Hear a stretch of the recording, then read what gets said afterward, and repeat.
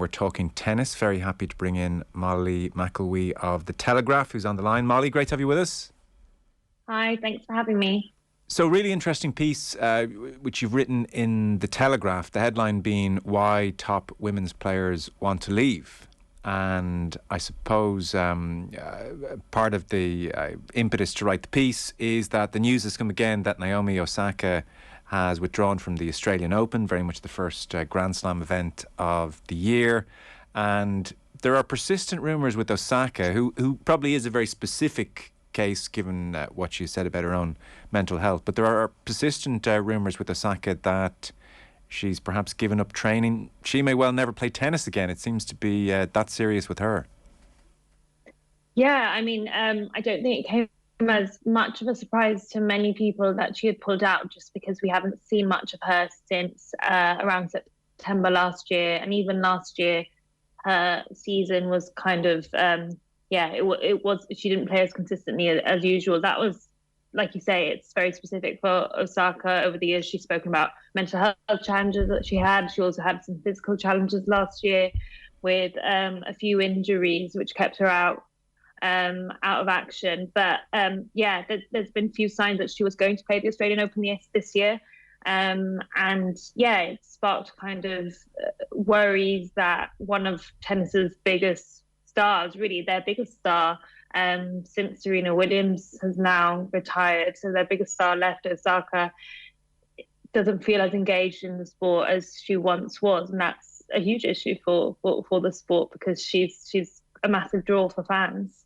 Ashley Barty has also departed the scene prematurely, and you made the point in your piece in The Telegraph that this all combines to underline the impression that the modern tour is too uncongenial a lifestyle for many leading women, and as soon as they can afford to get off the carousel, they do. Yeah, there's many reasons that could be kind of like forcing or just playing into the idea that some players are just kind of, they get tired of the tour quicker than others, I guess. And a lot of the time it's the top talents. It's a difficult sport, tennis. It's relentless. Players are playing because the calendar is so kind of congested at the minute. Over the years, it's kind of become more and more congested, and they're playing 49 or 50 weeks a year, which is crazy when you compare that to other sports where you're touring around the world. You usually get kind of at least a couple of months break. And I think that's one of the factors. Travel is something that Ash Barty spoke about. She she retired when she was 25, similar age to Osaka, same age as Osaka is now. And that was last year when she was world number one. She just won the Australian Open. And one of the things she said was the travel is just not something that she wanted in her life anymore. She'd achieved what she wanted to achieve, and that was it. But it's an isolated lifestyle, and I guess over the last couple of years in particular with COVID, that travel has become even more difficult as players can't enjoy the kind of benefits of traveling around the world if you're kind of cooped up in your hotel room.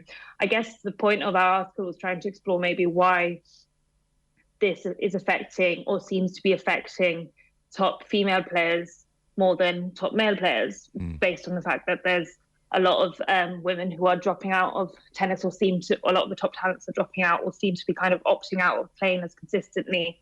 It's a tricky one to kind of figure out. I think what we mentioned in the article, myself and my colleague Simon Briggs, who wrote it, we mentioned the upcoming Netflix documentary series about tennis, which is called Breakpoint, that's coming out this week, and that offered some insight into some of the challenges that the female players are dealing with, that maybe the men don't have to deal with as much. Ons Jabeur talks about the challenge of starting a family when you're traveling around the world, and also when you've got to give up the sport for months if you're going through a pregnancy. That's something that is different for women than it is for men.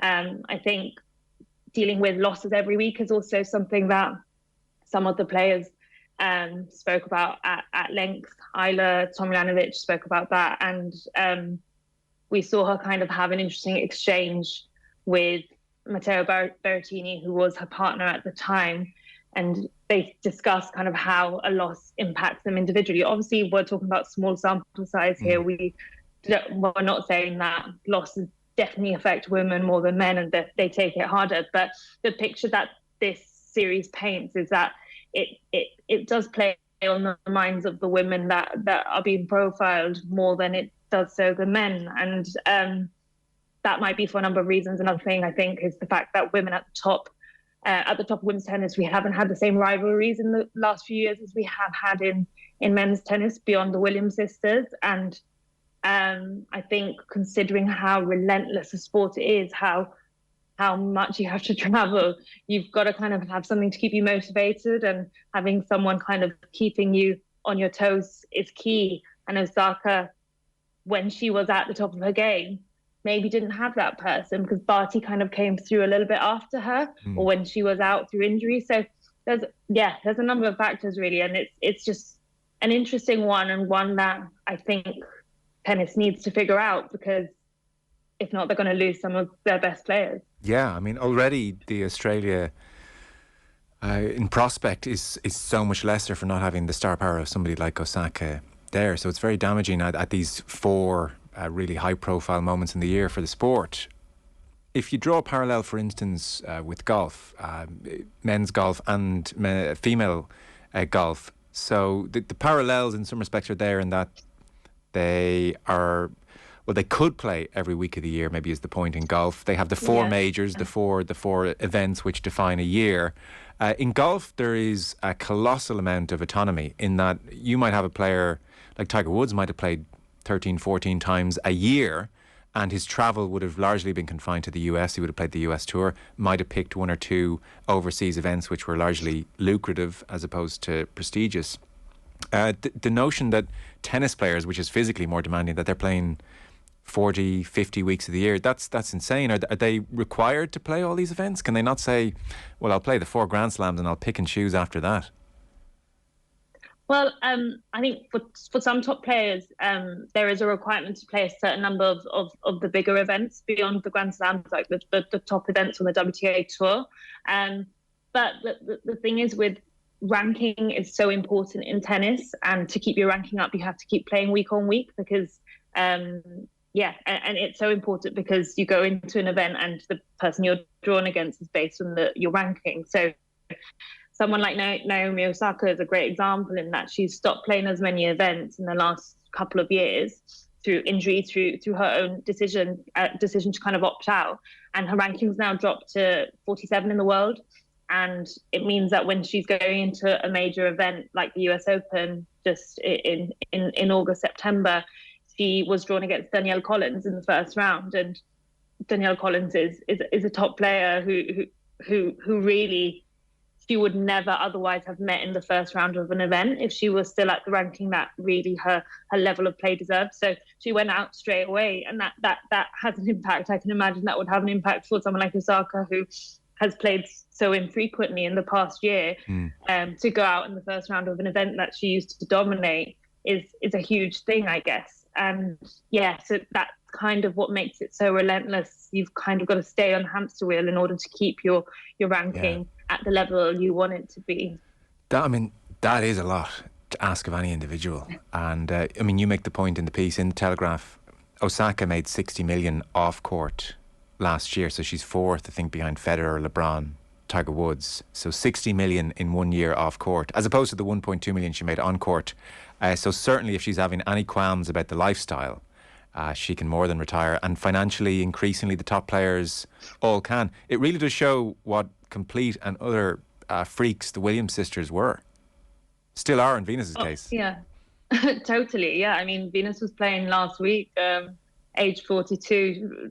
It's a massive shame that she's had to pull out the Australian Open with an injury, because she still has a massive draw. You go to any event Venus Williams is playing, the crowds are flocking to that court because of everything she brings. And like you say, the Williams sisters just kept it going for so many years, and obviously kept that fight. They kept that motivation, that drive to want to be the best. And I think it's hard. You can't really hold everyone to that standard. But someone like of Osaka's level of talent as we saw, where she kind of, took over the game, age 21, 22. It would be a massive shame for her to kind of lose any drive to compete. But like you say, she doesn't need to compete to earn, because she earns so much off the court, and that's a huge kind of win and a huge marker of where women's tennis is. That the biggest talents can earn as much to compete with some of the biggest men's male athletes in the world. That's a huge win, but it would just be great to see her on court as well. So as we try and figure out why there is this fall off on the women's side more so than the men's, the grueling schedule, families, the finances and the riches, these are all factors. And the other one you mentioned, I thought, which was quite interesting, is the changing nature of the tour. So COVID has maybe made things a touch more atomized and isolated. Do you always get do you also get the sense that it's a less friendly tour, COVID or no COVID, that the sense of camaraderie that maybe once was there isn't there now, or is it pretty similar to recent generations?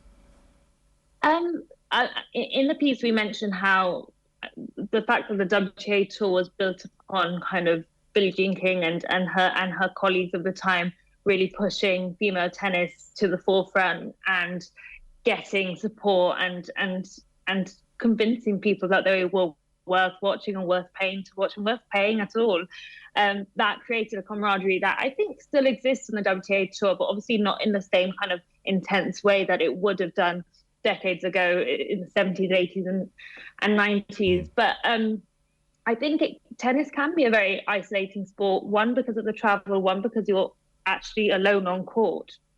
And there's not that much coaching allowed in tennis on court either. It's a very kind of, the onus is on the player, and that creates different pressures to a team sport, but even kind of an individual sport where you have that kind of interaction where someone can kind of help you out. I think that comes into it.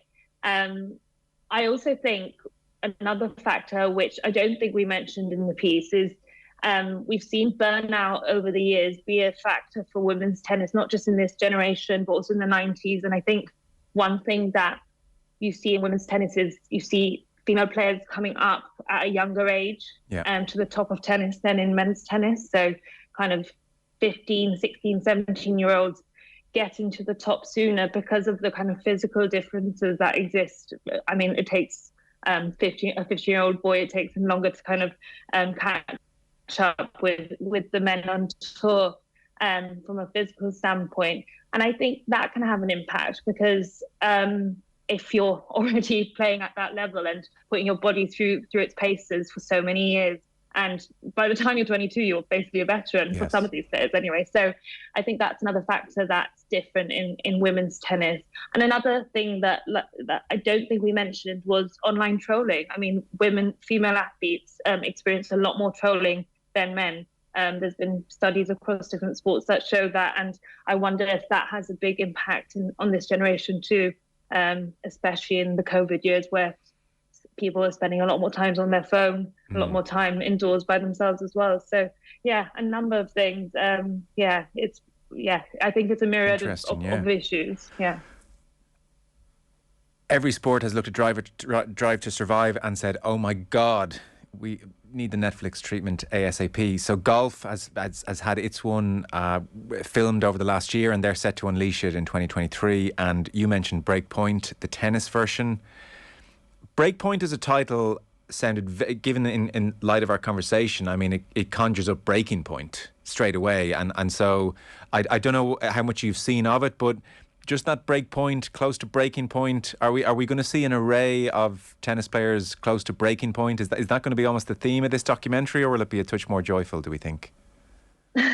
Well, the first few episodes are released on Friday. I've had an early look at them, and it is really interesting. I think that it's like you say, everyone's looked at F1 and the impact that their Netflix kind of fly on the wall documentary has had, and thought, I want a bit of that. And tennis, I think, from what I've seen so far, the tennis version seems quite introspective, looks at at players really struggling mentally with the challenges of competing, that kind of mental impact of losing every week, which I don't think happens in that many sports where you've only got one winner every single week. I think that it's hard to take, and it's also hard to understand maybe unless you're watching this inside look into their lives and what they do immediately after they go off court.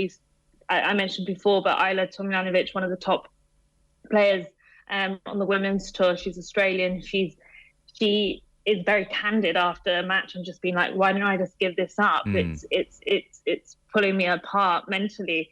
And that's immediately after a loss, which I'm sure many elite athletes have felt. But it's very interesting to see how much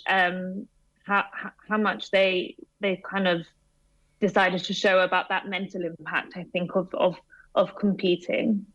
Okay, well, listen, Molly, people can read your piece on the Telegraph. Why top women's players want to leave is the headline. We might check in across the Australian Open, and it's funny when you mention trolling. I might just be looking at Daily Mail comment sections, but I feel like Emma Raducanu is starting to bear the brunt of some of those trolls as well. So that might be an interesting conversation to have. But we're just out of time for the time being. But Molly, thanks so much.